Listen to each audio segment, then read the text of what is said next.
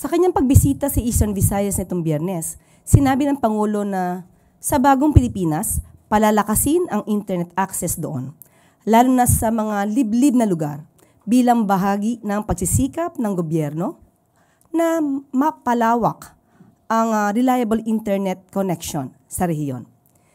Sa naging pagpupulong ng Regional Development Council, sinabing may bagong sistema ang gobyerno upang mapabuti ang internet access sa mga geographically isolated and disadvantaged areas.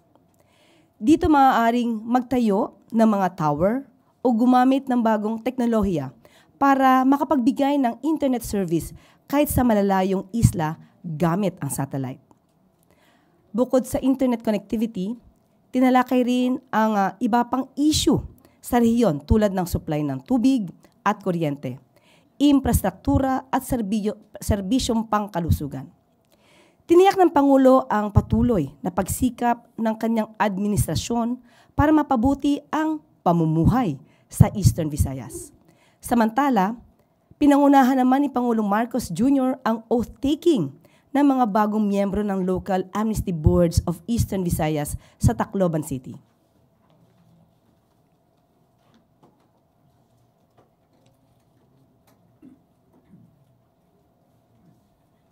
Ayon sa Pangulo, mahalaga ang papel na gagampanan ng Amnesty Board sa pagsulong ng kapayapaan sa bansa. Ito rin ang magsisilbing mekanismo para matulungan ang mga dating rebelde sa proseso ng reintegration. Binigyan din ng Pangulo ang kahalagahan ng pagkakaisa sa kabila ng pagkakaiba dahil sa politika. Umaasa si Pangulong Marcos na magiging simula ito ng pagkamit ng kapayapaan sa buong bansa. At ito po ang good news natin sa araw na ito. So maaari na po tayong sumagot sa inyong mga katanungan. Let's start with Alvin Baltazar, Radio Pilipinas.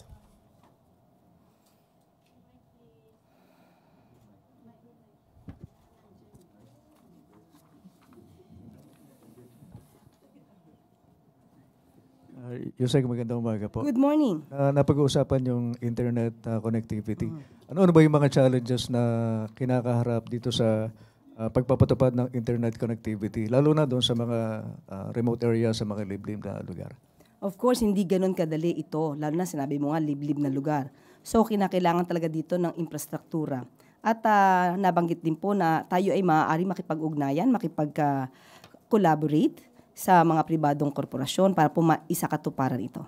I was about to ask that, Yusek, yung partnership natin doon sa private sector. Meron po. Opo. Salamat po, Yusek. Clay Pardilla, PTV.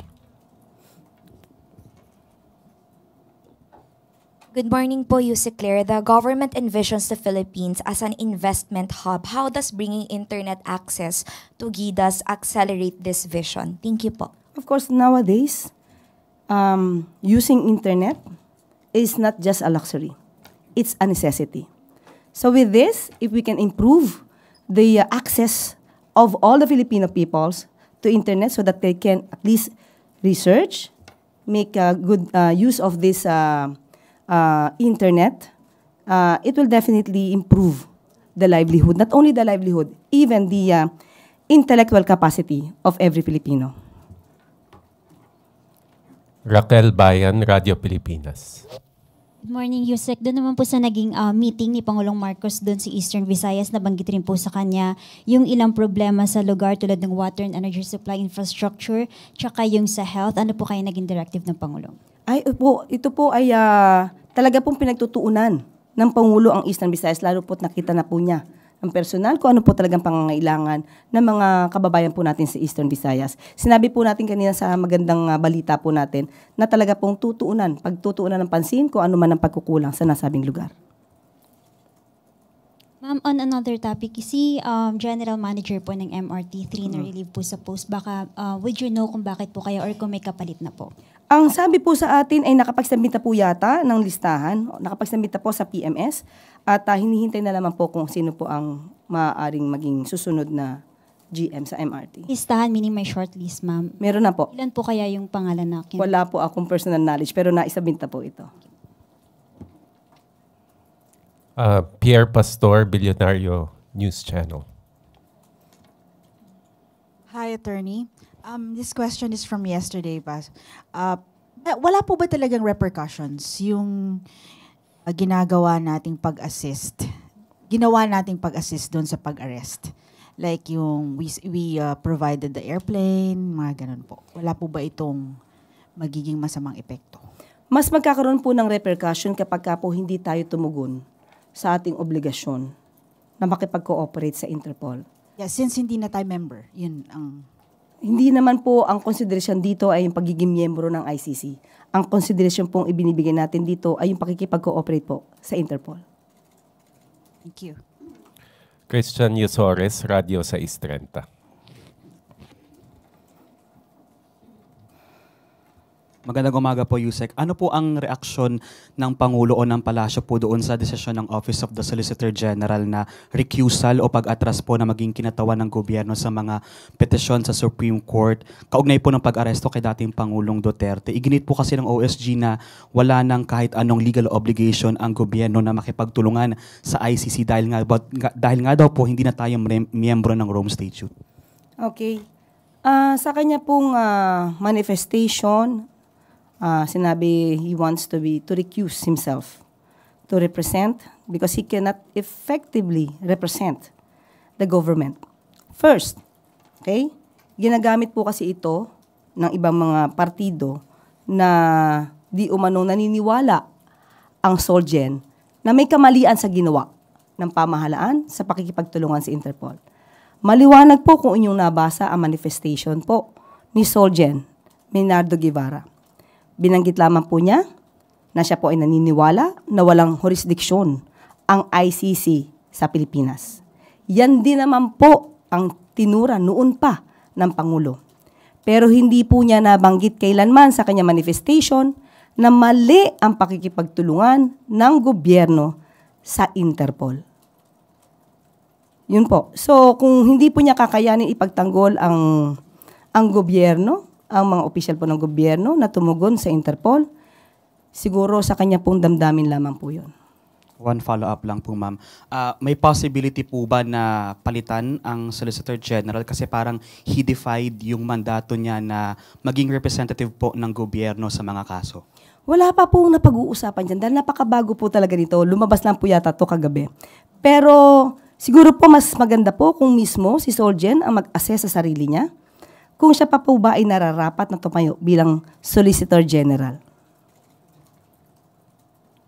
Follow-up to the same question, Tuesday, New DZBB.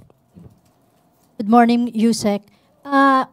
Kung ganun po ang sitwasyon ngayon ng OSG, ano po ang natitirang option or legal remedy ng gobyerno para magkaroon ng representation po doon sa pagtatanggol kay dating Pangulong Duterte sa ICC if meron man na plano ng ganito ang gobyerno? Kailangan po sumagot. Kung sino man po ang respondent sa Supreme Court, hindi po maaaring hindi sumagot. Kailangan po ipagtanggol kung anong ginawa nila at ipagtatanggol po ito base sa batas. Mayroon po bang plano ang pamahalaan natin na kumuha ng legal service ng private counsels to represent the government for that? Wala pa po kami na pag-uusapan kung ano pong balakin dyan, pero sasagot po sila. Kung ito man galing sa gobyerno ng mga lawyers or private, hindi pa po namin na pag-uusapan. But meron, ma'am, na ganong option na gagawin dahil nga ang OSG ay dumistansya na? Kukuha po sila ng abogado. Hindi lang po natin alam kung mula sa gobyerno o mula sa pribado. Sino po ang kukuha ng abogado? Yung mga respondents po. Okay. Hindi po from...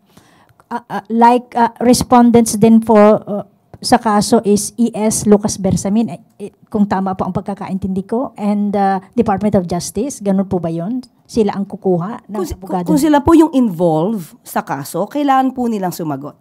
So, kailangan din po nilang kumuha ng abogado. Okay, salamat po. Related pa rin. Related question, Maricel Halili, TV5. Quick follow-up lang po. Good morning, ma'am. Does the palace think that it is morally right for Solgen Guevara na mag-recute sa kaso, considering that during the time of President Duterte, he was the Justice Secretary, so baka may conflict of interest. Do you see this? We have not talked about that. But we know that he will recuse himself from representing the government. And if it is related with his former post as DOJ Secretary,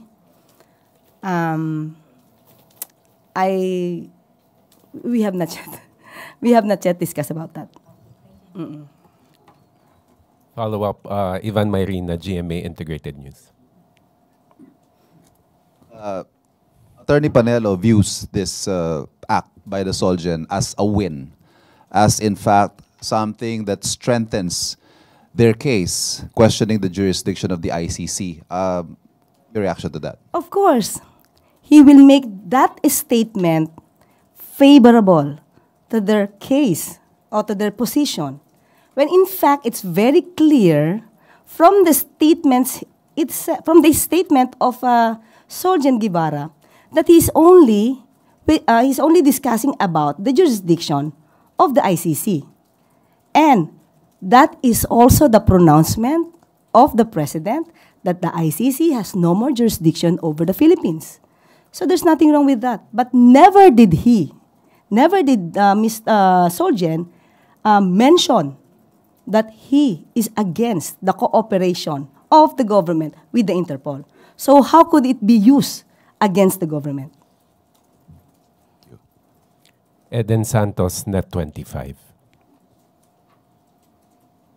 Good morning po, Yusek. Sinabi po ni dating presidential spokesperson Harry Roque na hihingi siya ng political asylum sa Netherlands regarding po dun sa kinakaharap niyang kasong human trafficking at saka yung arrest warrant from the House of Representatives. Ano pong take natin dito? Makakaapekto po ba ito doon sa mga kinakaharap niyang kaso dito sa bansa? Hindi naman ito makakaapekto. Unang-una po, magpapile pa lang po yata siya ng petition at hindi pa naman po ito nag-grant. Tandaan po natin, bago po ito mag-grant, dapat mapalabas niya po na may well-founded fear of political persecution. Tandaan din po natin na mga ebidensyang nakalap ng PAOK at that time ay bigla na lang lumapag sa harapan ng PAOK without even any effort. Nakita lang po itong mga dokumentong to, bank documents ni Attorney Harry Roque sa Lucky South 99. Nakita rin ng mga dokumento nung kanyang assistant, AR de la Serna, in Lucky South 99.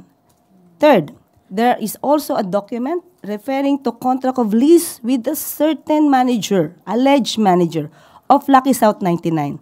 Bumaksak lang din po yan sa harapan ng PAOK. So how could there be a political persecution if all the pieces of evidence are overwhelming? So, wala po tayo nakikitang political persecution. Harapin na lang po niya ang kaso niya po dito. Mas maganda po yan para maipakita niya sa taong bayan na wala po talaga siyang kasalanan. Is it possible po na makipagtulungan din ang Pilipinas o gobyernong Pilipinas sa Interpol para po siya ay mapabalik dito sa bansa since siya po ay nandoon sa Netherlands? Hindi pa po natin nakikita po yan sa ngayon, pero siguro po maiiba ang sitwasyon kung siya na may warrant of arrest na inisyu ng korte. Thank you. Related po. Sige. ICC. Okay. Gilbert Perdez, DWIZ. Good morning po, Yusek. Yung mula ho nang dalhin sa ICC yung dating Pangulong Duterte, dumami po yung mga abogado at saka yung mga legal experts na nagsasalita about sa case at pati na rin po sa kampo ng dating Pangulo. At umaabot po sa punto na pati yung merits po ng kaso ay natatouch na. Possible ho ba na malabag dito yung sub judice rule or applicable po ba yung rule na ito sa kaso before the ICC po? Hanggat hindi naman po nagsasabi ang ICC na someone is violating the sub judice rule, ito tuloy-tuloy lang po yan. Sila naman po ang pwedeng magreklamo niyan at magbigay ng order na huwag pag-usapan. Thank you po. Still on the ICC case, Ivan Mayrina, GMA Integrated News.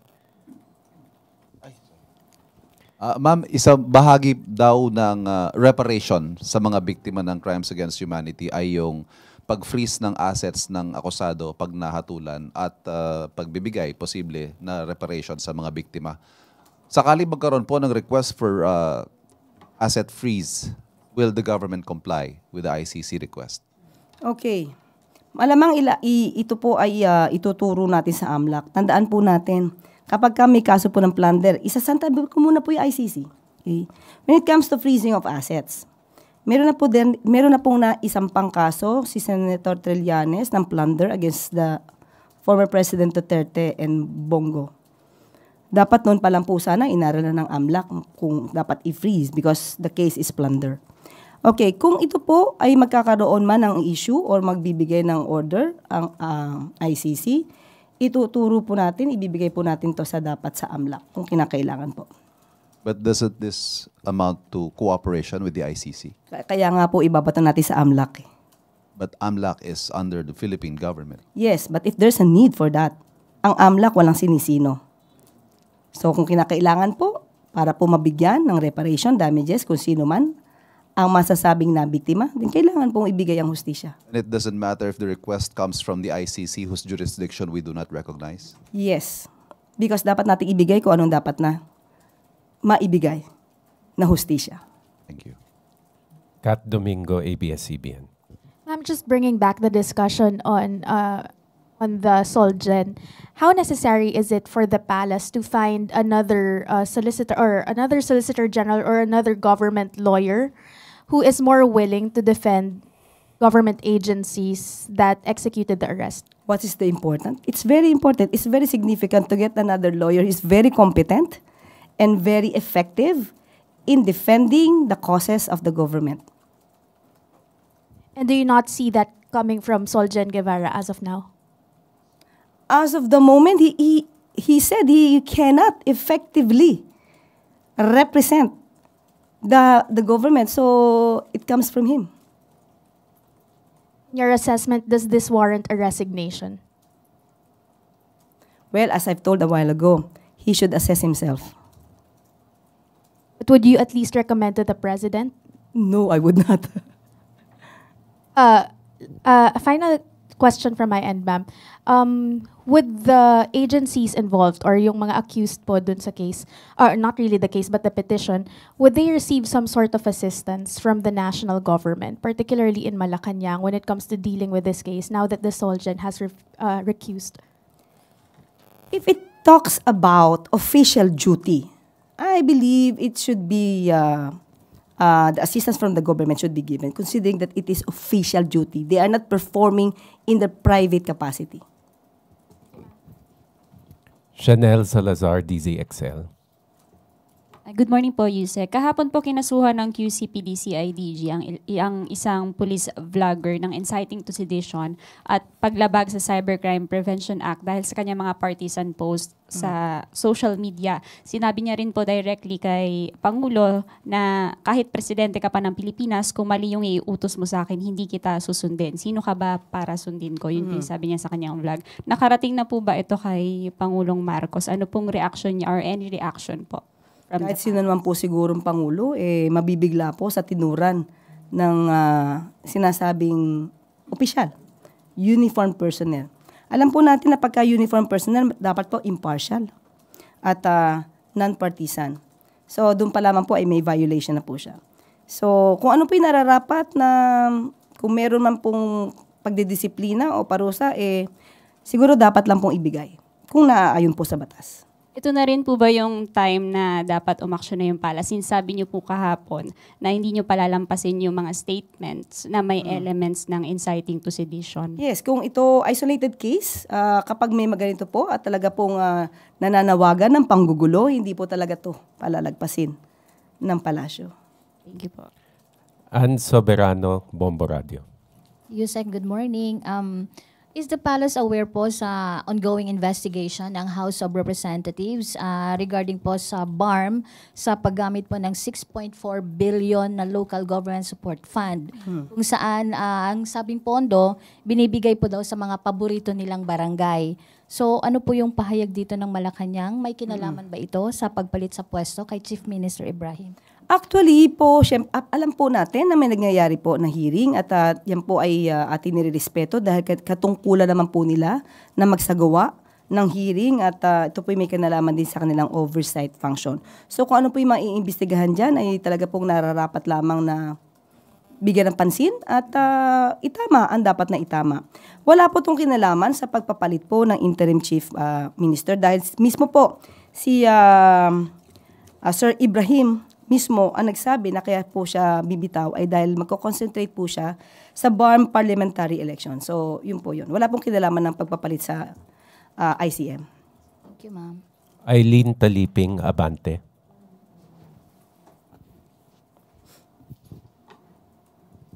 Good morning, Yusek. Lilis lang tayo ng konti kasi ito'y may kinalaman doon sa reklamon. Umaangal yung mga magsasaka sa Cagayan dahil binabarat yung kanilang presyo ng palay sa kanila. At ang pinapaikot doon ay dahil daw nag-i-import ang gobyerno, particular ni Pangulo, ng bigas. Yes. Okay. Ano po ang reaction ng palasyo dito? Okay. Base po sa records, nakausap po natin si Secretary Kiko Laurel. Base po sa records po, mababa po ang importasyon po na atin, no? Hindi po totoo na dahilan po ito yung pagbaba po ng pagbibili sa mga magsasaka ay bumababa ang bili ng palay. Hindi po dahil sa importasyon. Dahil mababa po, ayon sa records, mas mababa po ang pag-i-import natin ngayon as compared sa nakaraan. Ganito lang po, ang mangyayari po dito, malamang po, ang sabi sa akin ni Secretary Kiko, ang namamayagpag po dito yung mga local traders. So, ang magiging rekomendasyon po namin ay makipagtulungan po muna yung mga magsasaka doon sa local government units po para po madala po ito sa NFA buying station. Bumibili po ang NFA ng 23 to 24 dry. Yan po ang sabi sa atin. At tinanong din po natin bakit hindi po tayo diretso. Pwede naman po diretso ang mga farmers magpunta sa NFA buying station. Ang problema lang malamang po ng mga farmers natin ay wala pong sasakyan. Pero ayon po sa ating secretary, meron na po tayong ginagawang procuring po ng trucks. At hindi lamang po siguro ngayon kasi ngayon po lang po nagkakaroon ng bidding para po pag nagkaroon na po tayo ng sasakyan ay diretso na po natin yung mga farmers at hindi na po sila mahirapan na mabenta ang kanilang palay sa NFA. Thank you, ma'am. Last two questions. AC Romero, Philippine Star. Yusek, babalikan ko lang yung ICC. Yung Malacanang ba, it shares the view na yung kaso ng mga pagpatay na nangyari before we withdrew from the Rome Statute, may jurisdiction yung ICC doon? Okay, magandang katanungan yan. Una, ang sinabi kasi ng Pangulo is walang jurisdiction ngayon. Ngayon. Totoo naman po, walang jurisdiction ng ICC. Ngayon. Pero, kung pagbabasihan po natin ang sinabi ng Supreme Court, sa kanila naging decision, although it's an obiter dictum, but still, pronouncement pa rin ng Supreme Court, na lahat po na nangyari na krimen, nasakop po ng ICC. At ayon din po sa Rome Statute, na naganap prior to the withdrawal from the Rome Statute, meron pong jurisdiction ang ICC. Okay, kasi po nung nasabi po ni former presidential spokesman and legal counsel, Salvador Panelo, na hindi naman daw talaga nag-take effect sa Pilipinas yung Rome Statute because it was never published in the official gazette ng ating pamahalaan. What do you say to that? So pag tama yung argument ng yun, ibig sabihin, hindi talaga nagkaroon ng jurisdiction yung ICC. What's your take on that argument? Kung hindi po nag-take effect ito, ba't kailangan sila mag-withdraw in the first place? So, ibig sabihin, na-ratify po ito. So, since na-ratified po ito, it means effective po ito. Nag-take effect siya. So, there's nothing to withdraw kung walang effectivity yung batas. But will there be effort on the Marcos admin to refute the claim that it was never published? There's May records naman ba tayo na to prove na it was published kung meron man? There's nothing to refute because it was effective until withdrawn. So there's nothing to refute about the said publication. There's not ratification. So yung publication requirement ba na comply, yun po kasi ang lagi niyang argument. Okay, ito lang naman ang tanong natin. Kung naniniwala kayo walang effect or hindi effective or hindi nag-take effect ang Rome Statute sa atin dahil walang publication, ba't kaya nga kayo nag-withdraw? Di ba dapat hindi na kayo nag-withdraw? Wala na kayong ginawa. Kasi wala pa lang, hindi pala tayo naging member, hindi pala tayo naging sumang-ayon sa nasabing Rome Statute. So dapat walang withdrawal. Di ba? Contradicting yung sinasabi niya. So ibig sabihin, there's nothing to withdraw kung hindi talaga nag-take effect. Yes. Okay. Salamat. At yung withdrawal na yun, nirecognize ng ICC. Diba? Salamat po. Finally, Chris Jose Rebate.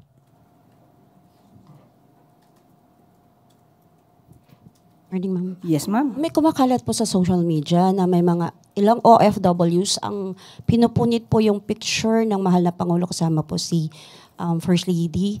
Ang sa kanila po, tinraidor daw po ng administrasyon ang Duterte, si former President Duterte at mga supporters nito. Reaction po, ma'am. Okay, hindi ako hindi ako magbigay ng aking opinion tungkol do sa social media na nagpakita na nagpupunit ng picture. Hindi ko alam kung valid yan or what. Doon tayo sa pagtatraidor na lang, ha? Okay, yung pagtatraidor sa Pangulong Duterte at sa mga supporters. Unang-una po, ano po ba dapat paano po nila masasabing nagtraidor? Kung tayo naman po ay tumutupad, uulitin po natin, tumutupad lamang po sa ating commitment na makipag-coordinate, makipag-cooperate sa Interpol. Pangalawa, hindi po pagtatraidor kung tayo man po ang kapwa nating Pilipino na siyang nagrereklamo ng madugong pagkitil ng buhay. Mabibigyan din po ng hustisya kung madidinig po ang panig ng dating Pangulong Duterte. May pagtatraidor din po ba kung mismo tayo ay nagbibigay ng tsansa para ma-enjoy, no, ni dating Pangulong Duterte yung due process na pinagkait niya dati sa mga biktima ng EJK. So, sabi nga po nila, uulitin natin, buti pa nga po si dating Pangulong Duterte. Yung mga pulis na nagsagawa po ng pag-aresto, hindi po sinabi na i-encourage si dating Pangulong Duterte na lumaban na lamang. Binigyan po siya, tinirato po siya, hindi lang bilang isang ordinaryong Pilipino, kung hindi dating Pangulo. Thank you po. Thank you for your questions. Thank you, Yusek Claire. At dito po nagtatapos ang ating briefing. Maraming salamat, Malacanang Press Corps. At magandang tanghali, Bagong Pilipinas.